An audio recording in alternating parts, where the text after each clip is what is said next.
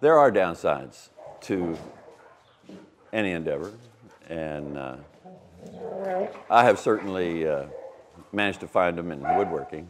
It's kind of psychologically a downer to see your stuff hit the dumpster, but after you've done that a few times, you kind of grow callous to that part of it. You realize there's going to be a stream of failures as well as a stream of successes. And some of your successes will end up as failures because how many pieces of furniture can you use? And if it's not in a design that is something that is desirable to others, and if you can't warehouse that stuff for an indeterminate period of time until you get somebody to look at it, yeah, a lot of my pieces have to have a lot of work done on them if they sit longer, because it's hot here. You know, it's Fresno. We're going through Hell Week right here in July. I guess it gets boring too. It's a kind of a solitary pursuit. There is kind of a downside. You know, that's why I have all these beasties, is because they're company for doing the work outside.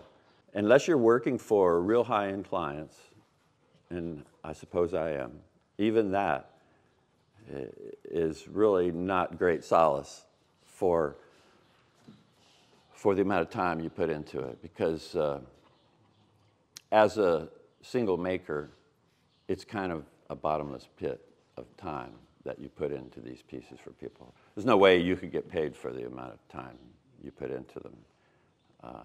You think about them 24/7, you know. Sit in front of the TV, you could be watching something, all of a sudden you start thinking about one of your pieces and you'll miss half the show. And your eyes will be open and you'll be facing the show, but you'll just miss it because you'll be doing furniture in your head.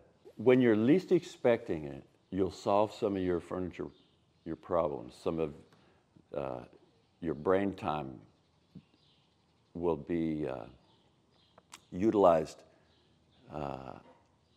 when you're sleeping or when you're not paying attention to wood. You'll get aha moments. And that, to me, is still working on wood, whether you're actually physically doing it or whether you're thinking about it. You're still doing the woodworking. Maybe this is true with all endeavors. I know it was true with honeybees. I thought bees 24/7. I've been nose to the grindstone for an awfully long time. And maybe I've neglected relationships. Being a woodworker, it's real easy to just be by yourself and nobody else can be near you because you're a tornado of dust and and blades and whatnot and concentration. And if you don't keep concentration, you won't be a woodworker very long. You'll be stubby like my grandfather was.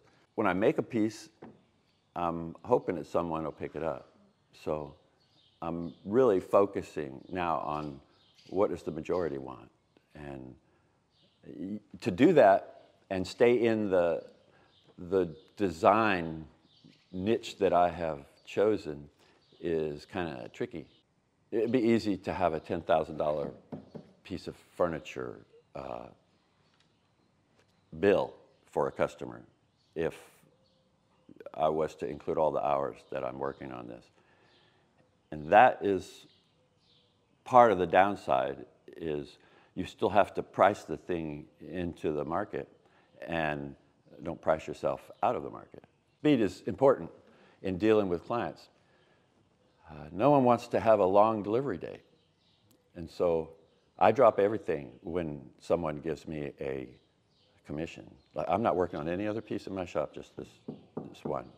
Every one of these pieces, there's a learning curve.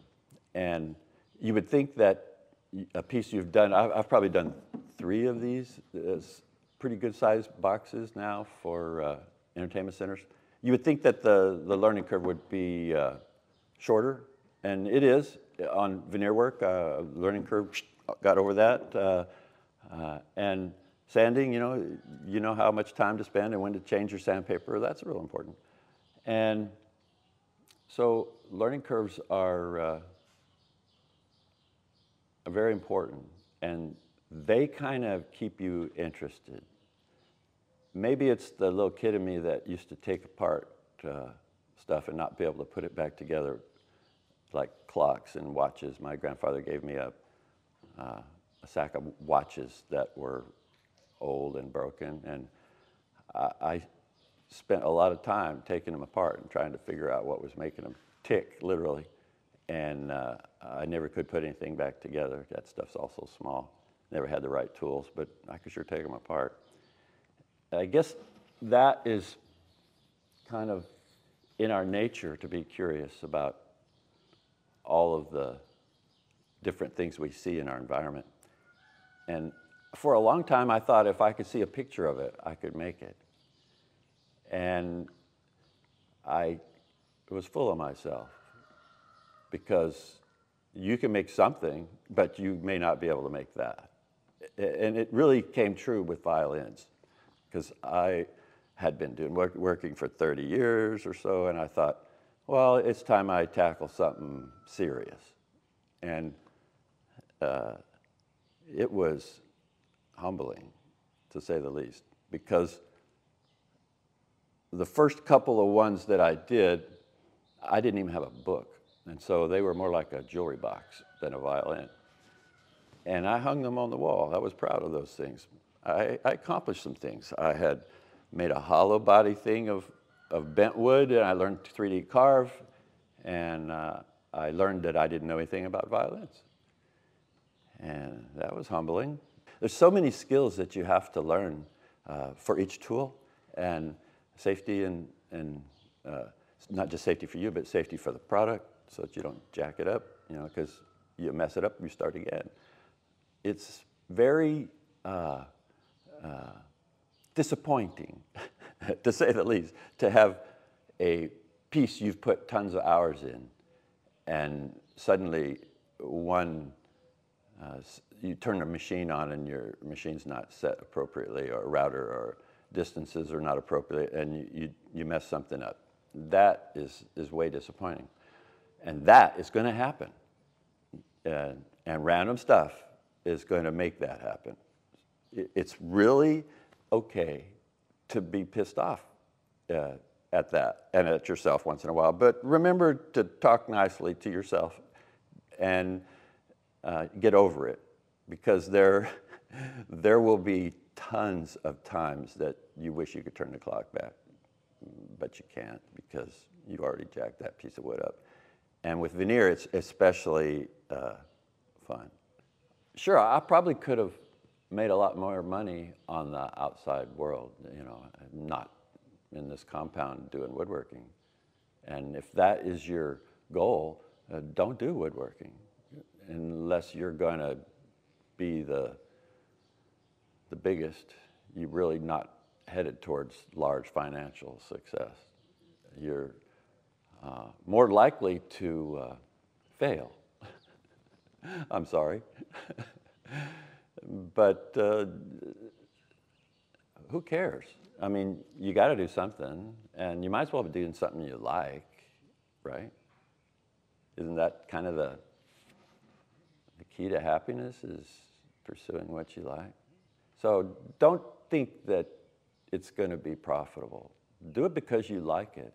If you think it's going to be profitable, you have to plan. You have to do more than I did. Maybe work for someone that already has figured it out, where the money is, and maybe they will sell you their business.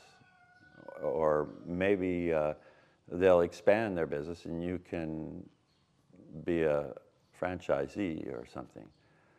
But starting on your own, with your own sawmill, is tough. That's probably the hardest way to get in. So what I say is just make stuff you like,